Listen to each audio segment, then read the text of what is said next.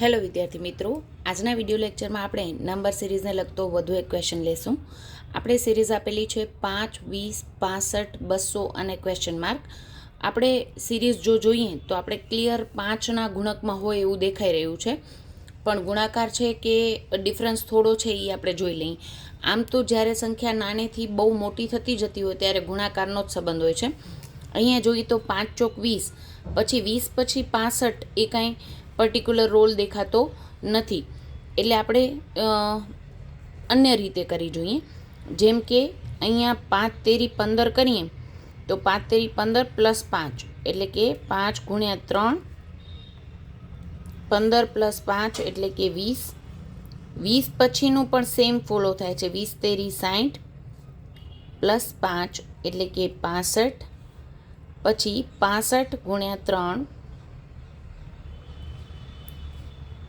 195 plus 5 એટલે 200.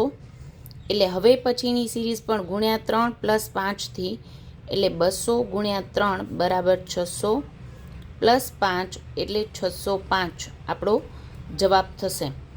પણ ઘણા બધા વિદ્યાર્થીઓ કહેશે કે ગુણાકાર નહીં અને વચ્ચે ડિફરન્સ કેટલો છે એ રીતે કરી જોઈએ તો એ રીતે પણ આ સિરીઝ થઈ રહી છે.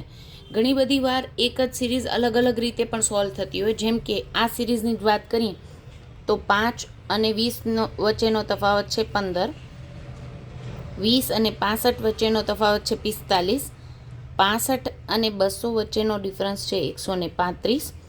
એટલે કે જે વચ્ચેનો તફાવત છે એ ગુણાકાર 3 થઈને થાય છે. 15 ગુણ્યા 3 કરીને 45, પછી એના પછીનો ડિફરન્સ છે એ 45 ગુણ્યા 3 એટલે કે 135 એડ કરવાથી એના પછીની સંખ્યા બને છે.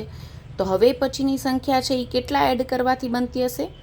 135 ગુણ્યા 3 એટલે કે 405 એડ કરવાથી હવે પછીની સંખ્યા બને. એટલે 200 પ્લસ 405 કરીએ તો પણ આપણો જવાબ કયો આવે? 605 આવે. એટલે આ રીતે જેમ વધુ ને વધુ પ્રેક્ટિસ કરશો તો તમને ખ્યાલ આવશે કે એક જ નંબર સિરીઝને અલગ અલગ રીતે પણ સોલ્વ થઈ શકતી હોય છે. પ્રેક્ટિસથી ઝડપ આવે છે તમારી, અને નો ડાઉટ સેમ જ તમે અલગ રીતે કર્યું તો પણ આન્સર 605 જ આવ્યો. એટલે ઘણીવાર આન્સર બીજો આવતો હોય તો તમારે ખાસ ચેક કરવાનું છે કે એ જ પેટર્ન ફોલો થાય છે કે નહીં.